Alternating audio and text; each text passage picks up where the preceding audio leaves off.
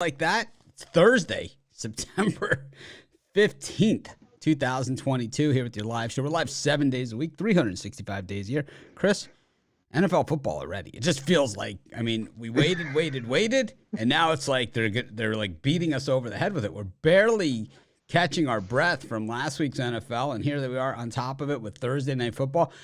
I love Thursday Night Football. I love the idea of it, but kind of comes really fast, right? And I can see how the NFL teams don't like it because it comes really fast. And I don't know. I think maybe Friday night NFL football might be a better thing and leave Thursday to the colleges.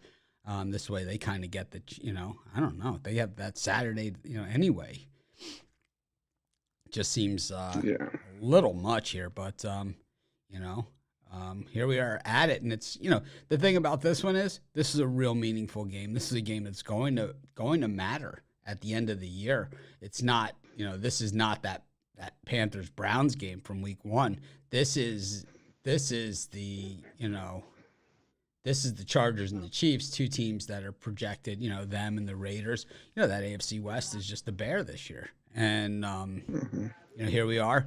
The Chargers, a lot to prove because they haven't been able to get over the hump as an organization. They've been to the Super Bowl a couple times, got waxed when they were there. And, of course, in recent years, they've had the best record in the NFL a few times, and it's been just a heap of playoff disappointment. Meanwhile, on the other side, I mean, this is a made-for-TV movie here. You got Patrick Mahomes, who didn't make it to the Super Bowl for the first time in 3 years last year, who had been to back-to-back Super Bowls. Basically, he had the ball in his hands with a chance to get to the Super Bowl, threw an interception, and had to live with that all offseason. Lost his top wide receiver.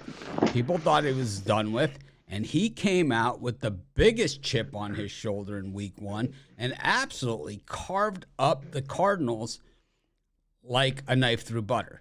Now, this is an interesting game because you've got the overreaction to Mahomes, and what he did. But the thing is, we can overreact all we want. This guy is ridiculously good and super, super talented, so we can react all day long.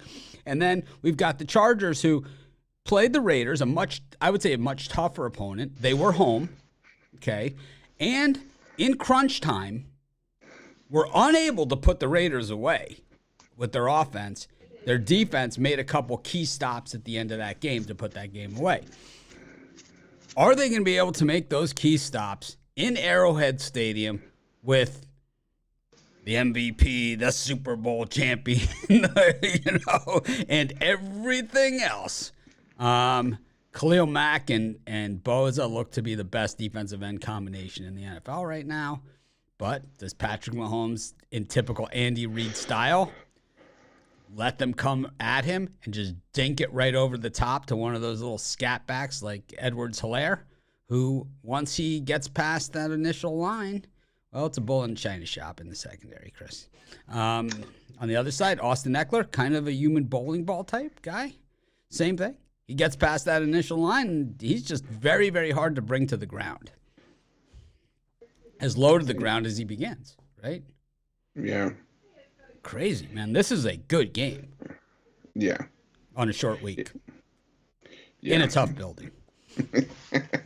I don't think it can be understated how good this game is. Like you said, definitely a step up from some of the games we had last week, but actually two solid Thursday night games in a row. Again, granted, some of that has to do with the fact that it's week 1, opening night. You want to put out one of the best matchups there, but following strong in week 2, and I think this is going to be a bit of a tight game. I think this is going to be hard hitting. I'm looking at the under 54.5 in this one. I know I may look like an idiot, at some point. That has nothing to do with your pick. Yeah. Shush. But I think this is going to be a game that gets close to the 50s. I wouldn't be surprised if it was 27-23, 27-24, but 54.5, I think it just seems too high. Both games last year would have went under the total if it weren't for late touchdowns, and Thursday unders have hit in the last 7 when it's around 54 points. And I think this is, like I said, I think this is just a game that stays under 54.5. I think the total's starting to get a little bit out of hand in this one, so I like the under. Yeah, I like the under as well. That's what I gave out in the video. I'm going to stick with it. I think that, on the short week is the issue here. Yeah. I just think that, you have both teams on a short week, and you have two pretty good defenses. We saw the Cardinals score points in that game on the Chiefs, but it was garbage time. And when the Raiders had chances against the Chargers at the end, because the Raiders' offense could not put them away, I mean,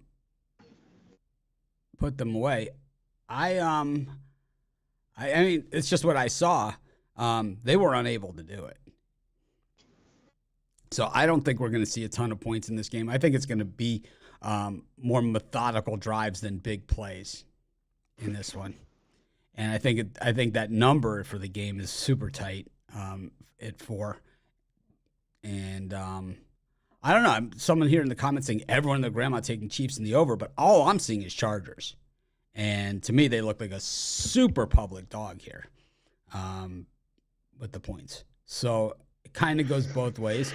I mean, I could see where people could jump on the Chiefs. Like I said, 2 Super Bowls in a row. Last year, just missing the Super Bowl. Patrick Mahomes, the Patrick plan, right? The Patrick price, all that stuff. But the other side of it, he is the more proven commodity here too. So it's not just the public perception. He's kind of done that. Yeah, Keenan Allen is out. J.C. Jackson's out too for the Chargers secondary. Harrison Butker out for the Chiefs. No, I think you're wrong. All the public money is on the Chiefs. You have bad information. You have super bad information. Because if it was public money that was on the Chiefs, then what you would see is an inverting line. You would see action going on the Chiefs. You would see number of bets on the Chiefs going up, and you would see the point spread going down. But you're seeing the opposite here. You're seeing money go, not the opposite, but you're seeing an inverse to that. You're seeing money go on the Chiefs, and you're seeing bets go on the Chiefs and money going on the Chiefs. That means the sharps and the public are all over the Chiefs, is what that means. When the point spread goes up, that means that's where the money is. This line opened at 3. It went to 4.5, and it's down to 4.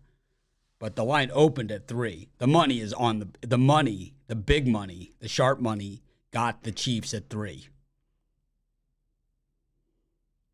That's if it. So this is the problem with the money moves that we see out there, and what people have access to is that once you see that line move, that is gone. The sharps are come and gone. It's kind of like on Wall Street. You ever hear the expression, Chris?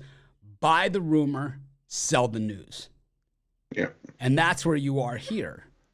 So are you selling the Chiefs at 4, but buying them at 3? But that's how the sharps play it. I'm not a sharp. I don't pretend to be a sharp. You never hear me talking about like this stupid ass stuff, acting like I'm, some Joe Blow sharp better. It's not my style. It's not who I am, and it's not who I've ever claimed to be. I'm some guy that watches all the games, dialed in. I know exactly what's going on in it, and usually I can get a good feel and good flow for what's going on, and I'm a game watcher, right? And that's pretty much it. We have other guys that are on our team, like at Big Al McMorty, who are way more in tune with this stuff than I am, as far as the betting action and things like that. Each way works, and we, just like we saw last Saturday, when a sharp bettor would never have been on Georgia Southern and App State on the money line, that would never happen. Trust me on that. They're more likely to be on, a hockey dog, getting plus odds in that range. That's where they're always looking as that plus money. Real sharp bettors take the plus money. They're when you're looking at games within a point and a half a point and stuff like that, they're never taking like the plus 1.5. They're more about the money management. Just like, Have you ever, been to Vegas and sat down next to a professional blackjack player? Have you ever, I mean, a lot of people don't play at those limit tables, but I have, and they tell me I'm a professional blackjack table and whatever. And they said, rule number 1, never tip. Because it throws your whole bankroll out. They said it changes the odds. Yeah. Right? I always tip. I'm ridiculous, right? I mean, I'm a ridiculous tipper. Some people would say some people would say, I'm crazy tipper. Some people say whatever, he's insane. He's nuts. I mean, at a standard dinner, I tip 30% regardless. I don't care if the service is good, bad, sideways. I start at 30, it ends at 30. Generally, if anything, I round up. I don't care if the dinner's $500, $5,000, or $5. 30%. But, I tip the dealers. But like a professional blackjack player does not tip the dealers because the odds are that tight. And just like a professional, sharp wouldn't give away plus odds because that's how they make their money. So like the one guy that, I've had third party access to who's like one of the biggest bettors out there. I know this for a fact. He almost always takes plus money dogs. That's almost all he takes. And he's like the biggest bettor. He's known as like the biggest bettor in Vegas. And mostly he does hockey. That's his game. He thinks that's where the biggest discrepancies are.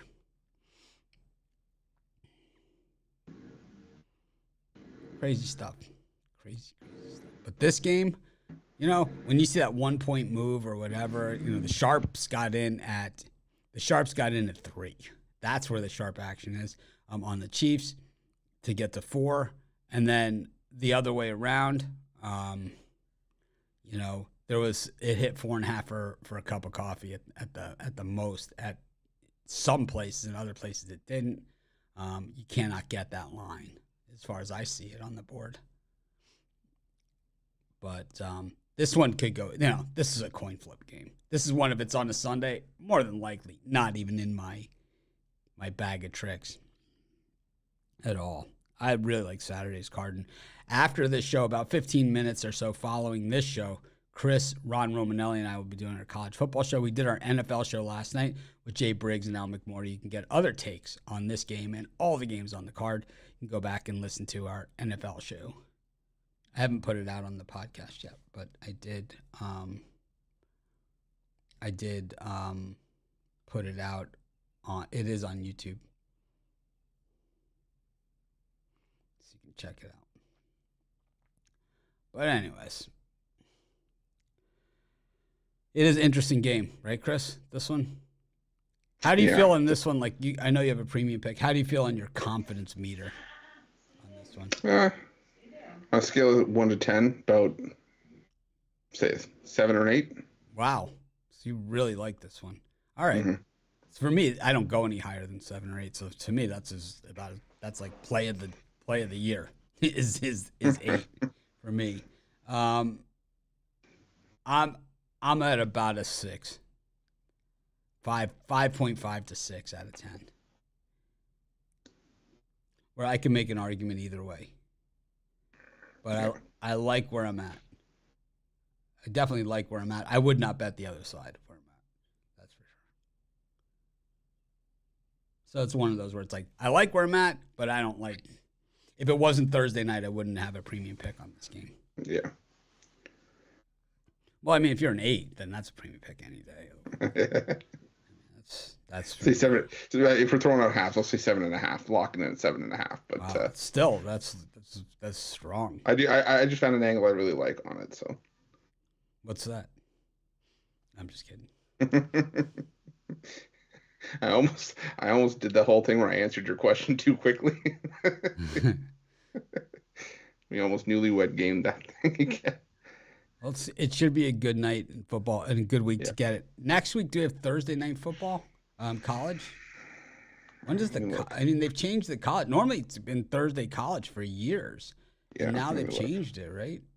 It's like we go from like no games on Thursdays to like 4 games on Friday. I know they changed it. Yeah. So next week we have next week we have 2 games on Thursday, 3 on Friday for college football.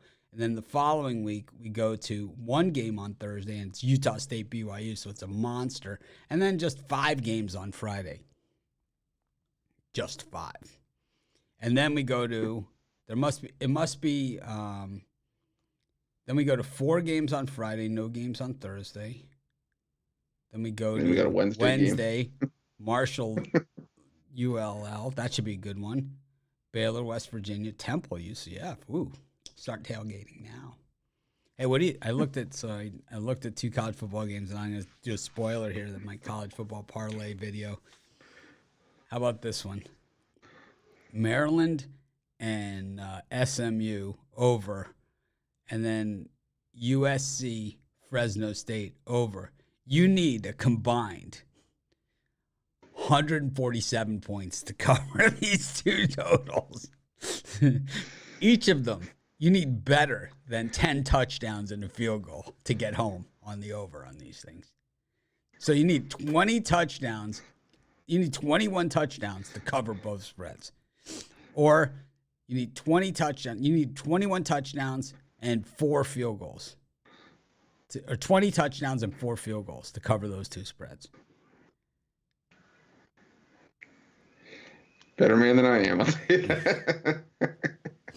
It's going to be but I could see that Maryland SMU being triple digits. I could see it, man. I could see it. I'm excited. What else is happening, Chris? Anything good? I had killer chicken parm sub for dinner last night. Just absolutely awesome.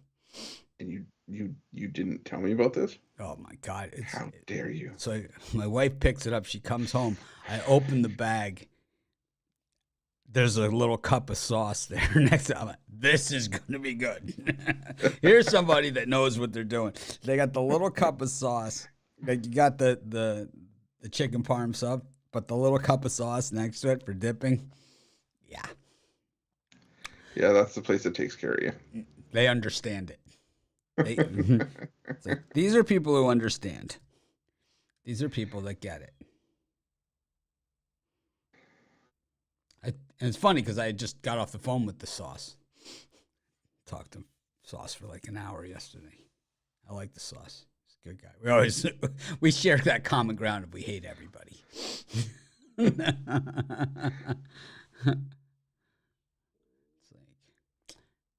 who don't we like today? Well, you go down the list.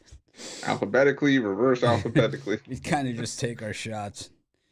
Calling sauce his shot. He hits them. I hate those guys.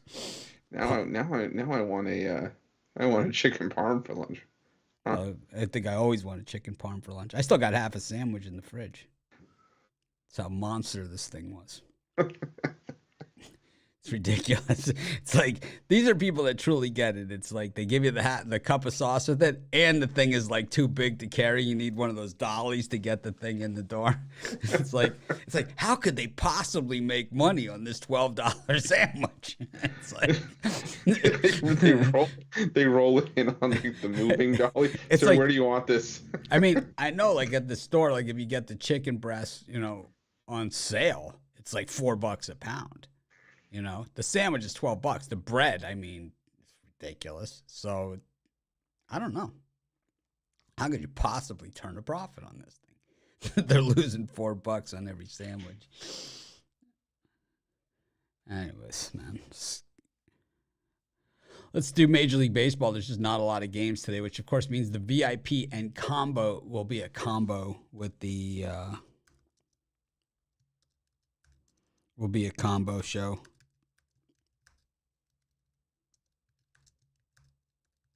You okay with that, Chris?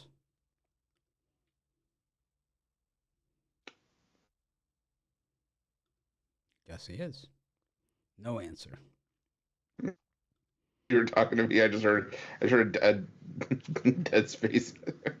Hunter Gaddis has a job with a paying gig still up against the White Sox. White Sox resting a couple guys here. Originally, it was Tristan McKenzie slated to go in this spot for the Guardians. but they just figured, well, we always beat the White Sox anyway. What's the difference? So it's Hunter Gaddis and Lance Lynn. What do you think? Yeah, McKenzie, I think, slated tomorrow for the series opener against the Twins, but I'm still going to go with the White Sox in this one. You know, it is a bit of Hunter Gaddis. He didn't look good in the lone start that we saw from him against the Houston Astros. I know that was against maybe the Houston Astros, but I think this game means a bit to the White Sox as well, and they're getting one of their better starters to have in this spot going. And Lance Lynn hasn't allowed an earned run in 2 straight starts. He's won his last 3, and he's given up 1 earned run or less in 5 straight. You know, the Cleveland Guardians are hot right now, but they're not going to win every game. I think the White Sox get it done with Lynn on the mound here. So give me the White Sox. Taking the Guardians, they always beat the White Sox. Always. Fair enough. Always. Doesn't matter who's pitching, doesn't matter who's playing. They always beat the White Sox. Kevin Gausman pitching against Shane McClanahan. Shane McClanahan, of course, had that big run, but we haven't seen him in a couple weeks. So he should be well rested and ready to go. Last time we saw him, he was straight smoke. 6 innings, 4 hits, and a walk, no runs. 90 pitches in the game before that. 7 innings, 2 hits, 3 walks, 2 runs, 90 pitches. I don't know. What do you think, Chris? Got the Blue Jays taking on the Rays. Blue Jays have kind of put the hammer down, though, on the Rays. You know, they jumped past the Rays in the wild card in that AL East race. And I think this is a game that's going to be tight, competitive. I'm looking for an under in this one. Kevin Gausman, you know, he's had his issues, but his last 2 starts against the Rays have been pretty good. I mean, he only went 2 innings in the first one of the 2, but last time out gave up just 1 hit with 10 strikeouts over 8 shutout innings. If we can see any sort of similar performance here, it could be a tight game. I'm expecting McClanahan to come out firing as well. So I think this is a 1st to 4 wins kind of game if we even get that high. So give me the under. If someone was to buy your Thursday night pick tonight, what might that be? Trying, guys. Trying. If someone were to buy it, what are the chances that the choice would start with a C in the team's nickname? I would say pretty good. I can't confirm nor deny, but pretty good shot. So it starts with a C. Starts with a CH. I'll even give you that.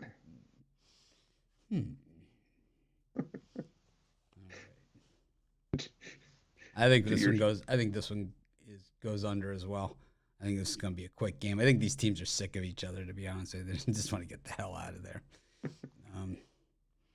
Got the Marlins against the Phillies. It's an under machine. I had the Marlins last night. I don't know what the hell I was thinking. They were winning 1-0. I even thought like I had a chance to win the game. But no chance. I mean, they can't hit the baseball, even against Noah Syndergaard, and then you got Pablo going. I think the under is like a zillion in a row when these two teams meet, and then the Phillies have like other under trends going on in this thing. So it's like, I like the under. Maybe I'll put a little something on the Marlins just for spite alone. Yeah, the under probably has, I think it has a strong record in this head to head, but I'm gonna go with the over here. Pablo Lopez hasn't been sharp in a lot of his recent outings. He's given up 8 runs last time out against New York Mets at home. And, you know, the Phillies, you know, despite cooling off a little bit, have still been playing some decent offensive ball. They've scored 5 or more runs in 5 of their last 6 games.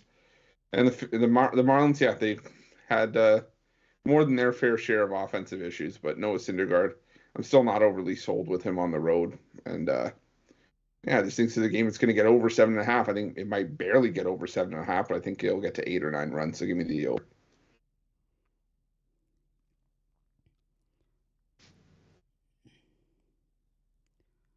I like the under and the Marlins. Same game parlay. Go to Houston where the Astros are playing the A's. Lance McCullers Jr. up against James Caprillion.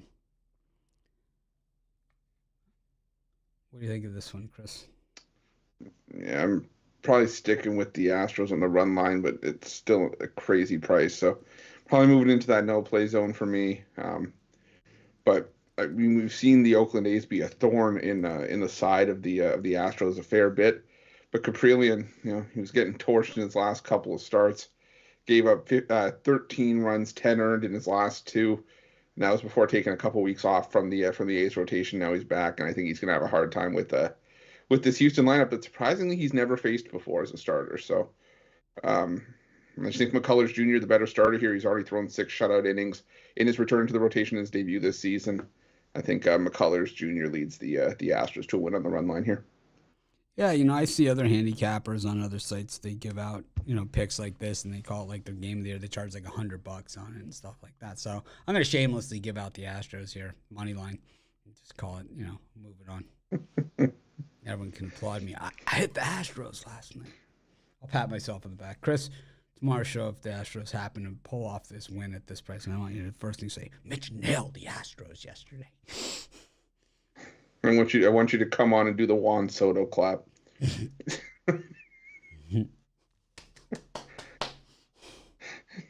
After the single down 6-1.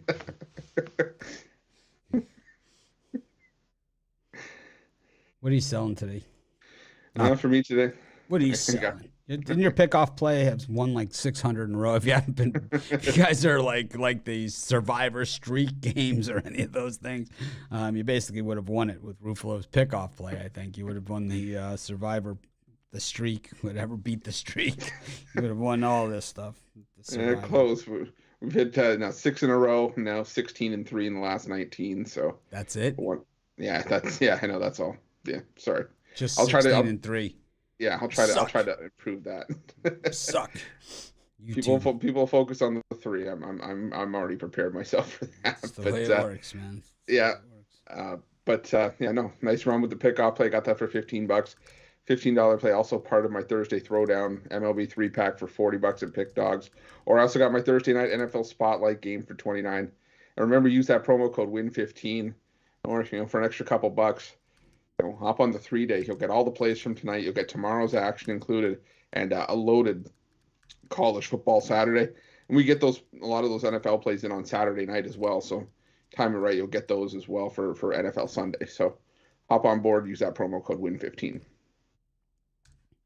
I got my $15 big play, and I got a Thursday night football play. You can check those out over at PickDawgz. I put my Thursday night in at $15 too. I'm debating back and forth on the pricing. I don't want to go to all pricing at $15, but I don't know. Maybe Monday or Thursday we have to pick one. Maybe cappers can pick one or the other that they could put in at 15. I'm not sure. What do you think, Chris? I'll ask you some business advice here.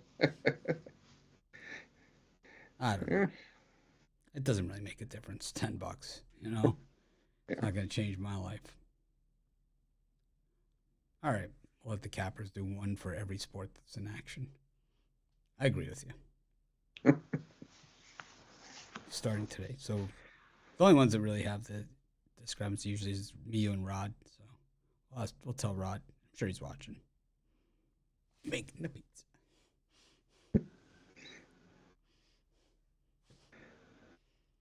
I also have some other baseball plays if you have long-term packages. Like yesterday, I lost that game, but I hit a bunch of my long-term package plays.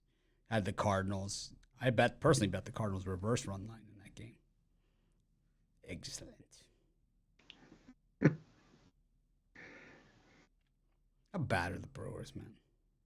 Freaking bad are the Mets. How bad is Buck Showalter? And how bad is Trey Lance? You know what I mean? Nice to say. Don't say anything. Okay. Chris, the floor is yours for the next 42 minutes.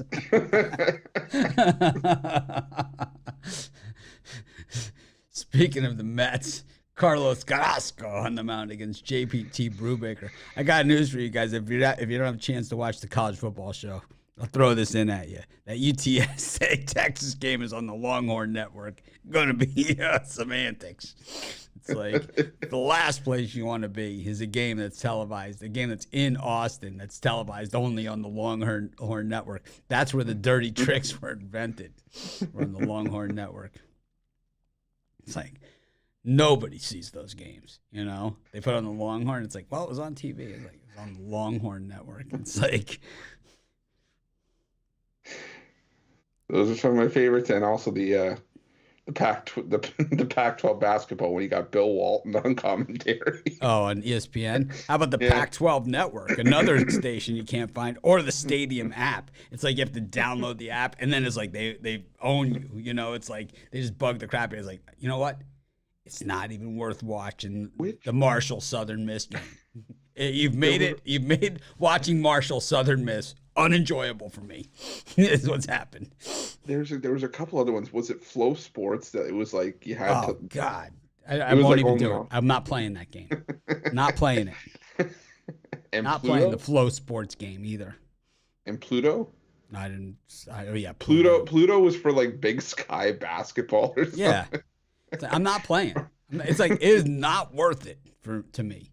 You know, you've just sucked the enjoyment out of Southern Miss Marshall from me. Sucked it out. I mean, I like watching Southern Miss Marshall as much as the next guy. It's like this is how Tony T and I get our small talk for my drive-through appearances. It's like, yeah, I'm watching the game, and it's like wondering what the hell ever happened to Al Groh, and there he is at the Kibbe Dome calling the game. I call Monahan. I'm like, I just saw Al Groh. He's like, really? Where'd you see him? I'm like, he's on ESPN 10. He's at the Kibbe Dome calling the game. I just picture Monahan right now. Al Groh. Oh yeah. You don't say. I was wondering what happened to Groh. Good to see he's doing well. The Kibbe Dome. What do you think the snack bar is like at the Kibbe Dome? Oh, don't even. That's Idaho, right? Yeah. Oh, that's baked potato. That's potato country. Do you think they have a potato bar at the Kibbe Dome? If they don't, that's a missed opportunity. Yeah. You know what it is? People are gonna hate me for this show. Might get shut down for me saying this. It's gonna be a baked potato with ice cream in it, like the helmet. No way. But I don't think it is. But would it surprise anybody? Is what I'm saying. The weirdest college football stadium in America, one of the most unusual sports venues in the world. Here's the irony. I gotta see what this says. Oh man. The Kibbe Dome. And you know, people would still buy it if it was ice cream and a baked potato. Al Groh from the Kibbe For Dome. anyone watching right now, I do not approve of that idea. I'm just saying it just makes sense if that were the novelty food at the Kibbe Dome. It's on campus. Oh, is it? Oh. Is the Kibbe Dome open to the public? Yes, it is. Weekdays, Monday through Friday, 6 a.m. to 10 p.m. We should do a show from there. We should go. It's like college football game. We should do college football game day. Like when they're on the road, you know? It's like, it's a sold-out Kibbe Dome. Oh, here it is, food and beverage. There just isn't much when it comes to food in the Kibbe Dome. Basic food is available like pizza, hot dogs, candy, and Pepsi products, but that's pretty much it. Prices are fair, but it lacks anything unique or memorable. You'll come away satisfied, but wishing there was more available. Ew. It's kind of like Army food. Tastes terrible, and they don't give you enough of it. The food stinks, and they don't give you enough. I'm just imagining our setup if we go to Idaho For the Kibbe Dome, it's open. And then it's like we're sitting out there, college football game. They got the nice elaborate setup, all the fans behind them. We got a Costco display table and 3 people walking behind us saying, "Who the hell are you?" I like the idea of doing this. I think we should do it. We should do college football game day from the Kibbe Dome. We should maybe see if Groh's available. Anyways, got the Mets and the Pirates. The Mets wishing they played in the Kibbe Dome as opposed to the most media coverage in the world. Chris, the Mets are the mess, is what they are.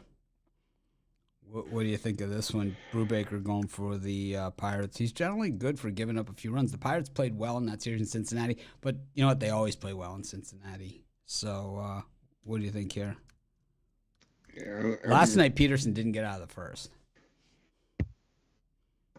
yeah, that was my problem with, or my concern with Peterson, is that he's always in and out of the lineup, so there's no real continuity for him, and just kind of has to rise to the occasion. I mean, they always say you have to be always be ready, but still makes it a little bit hard. But in this one, I'm going to go with the Mets on the run line, mainly because if they can't win this game convincingly, they are in big trouble.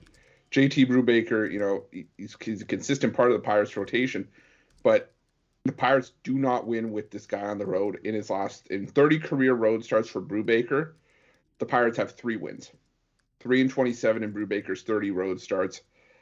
I got to go with the Mets here. If they're serious about actually winning that NL East or contending for it, they've got to win games like this, especially with the stretch run coming. So, like in the last couple of weeks. So, give me the Mets on the run line here. I've been saying it every day, though. I've been saying it every day, and they still don't do it. I don't know. I like betting against Brubaker too, though. I really do enjoy that. I'm gonna take the Mets here too. That's stupid. Minus 275 with Carrasco. I'll call myself a hero if they win. How about like if you pick the Mets like the last 4 days and then they win this one, it'll be 1-3 as opposed to minus 900, which you really are, right?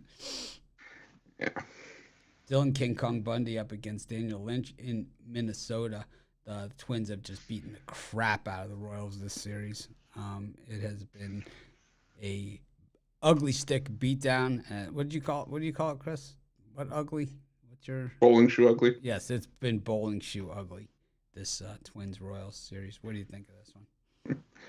I'm going to go with the under in this one. The Royals have just absolutely been terrible against the Twins, like you alluded to, and in the last 43 innings, the Royals have scored in just 1 inning between these two teams, and that was that 3-run debacle at the end of that blown no-hitter last time, or a couple games ago. And I think it's going to be a low-scoring game. I don't expect Daniel Lynch to give up a ton here, but I expect him to give up more than enough to put the Twins in a decent spot. And as bad as Dylan Bundy's been, he could hold down the Royals right now. So I like the under in this one. Yeah, I'm gonna go for the Twins. I don't even care. It's just, I mean, if it ain't broke, don't fix it.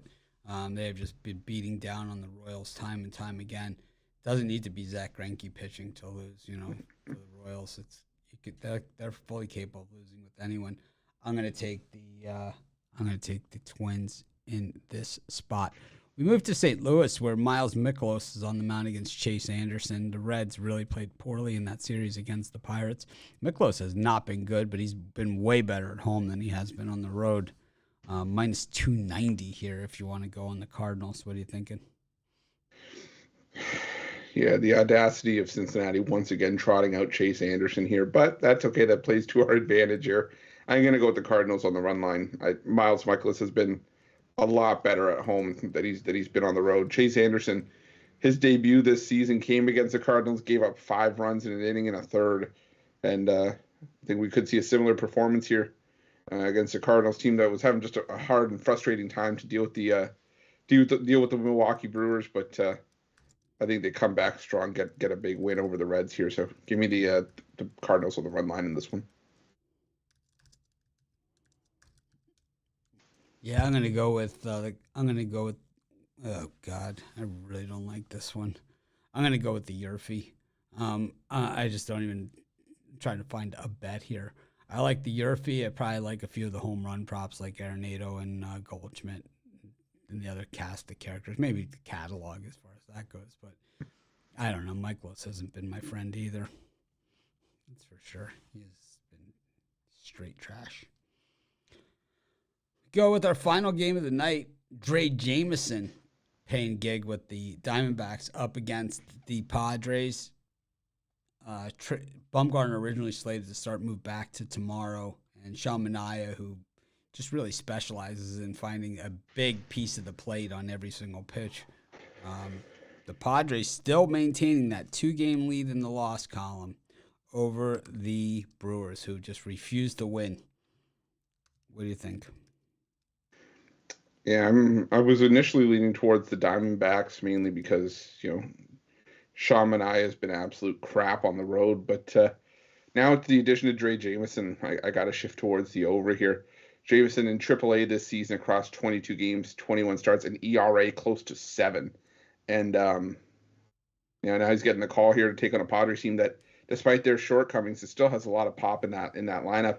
But Manaea, this is more about Manaea for me. He's given up 15.9 runs per 9 innings in his 5 road starts since the All-Star break. And he's just been, like I said, terrible. He gave up 14 runs in his last 2 road starts against the Royals and Dodgers in 8 1/3 innings. How we don't get to double digits here is beyond me. So give me the over in this one. I think we get to double digits. I think you take an extended total in this one. So if I bought your Thursday night football pick, would I be getting points or laying points? You'd be doing something with the points. Okay. I'm trying, guys.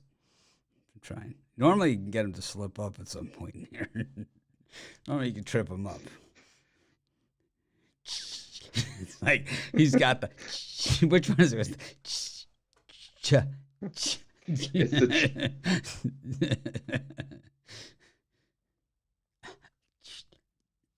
All right.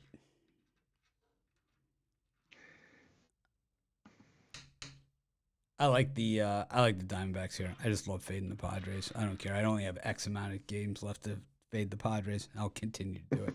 Doesn't matter. The Brewers aren't going to catch them. Who do you like for your parlay, Chris? Your NFL side? Will that be part of your parlay? I like the. I'm gonna go with the. I'm gonna go with the Cardinals on the run line. I'll go with the Astros on the run line. I'll go with the White Sox on the money line. I like the. I'm gonna go with the. I'm going with the Mets, the Guardians, and the Marlins with an Astros kicker. This is Mitch. Thanks for joining us. Make it a winning day. Tried my best to squeeze that pick out of Ruffalo. Join us in just about 15 minutes. Ron Romanelli will be with us. Be Chris, Ron, and myself. We'll be doing college football, going through the entire card for this week's games. And if you missed last week's show, I think we hit like 90% of them or something. Make it a winning day.